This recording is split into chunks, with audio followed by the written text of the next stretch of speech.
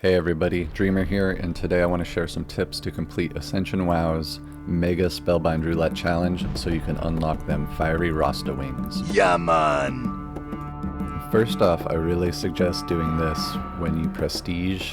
The extra 300% experience bonus really makes a difference in exactly how much you have to do. Plus you get access to heirlooms, and that makes things a little bit safer while leveling. And remember, safety #1 priority. So after you get your equipment on and you get your challenge set up, then it's time to start thinking about your starting abilities.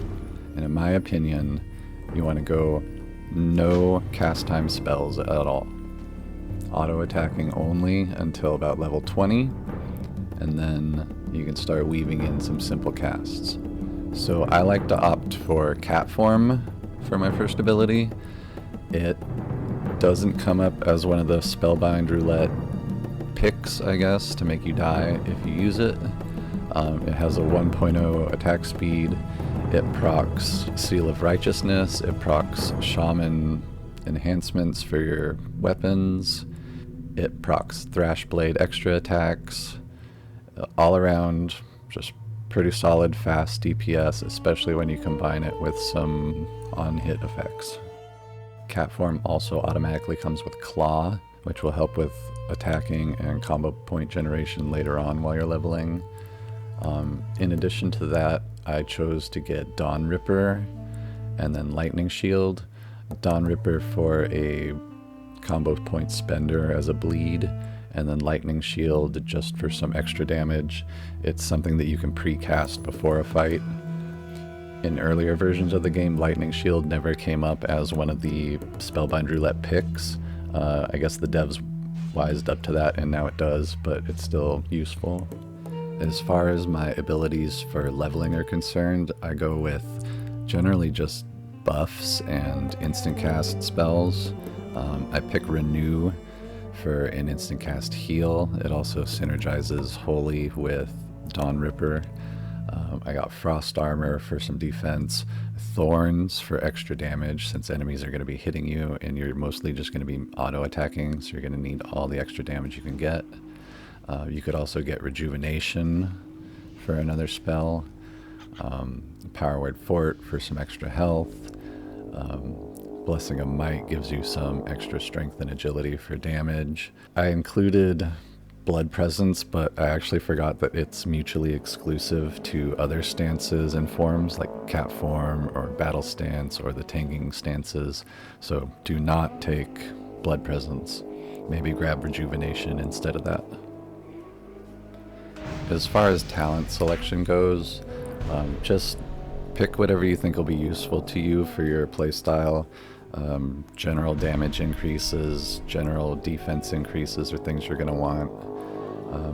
Later on you can look for things that will give you bonuses to cat form, or perhaps you'll be able to roll into like snake form or worgen form from cat form, and you can get some different bonuses for those.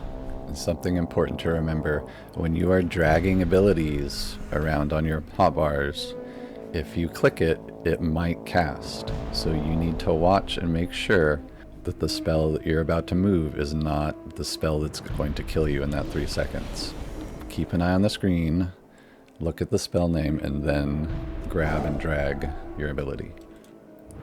So I really suggest a playstyle of just auto attacking until level 20 or so. You should be able to get through the whole starting zone without casting a single ability. You should be able to find some spells that are just go talk to this guy, then go talk to another guy to get some extra XP and some levels. You should be able to get all the way to around level 20 without casting a single thing.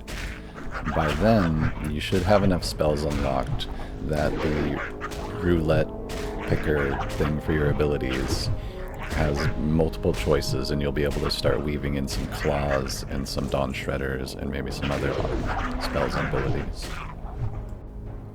If you are brave and you want to pay good attention, you can speed things up a little bit in the beginning by watching the screen and keeping the name of the skill that you want to use in your mind and checking to see what skill comes up next and then using it when it's available or not. chosen, I guess I should say.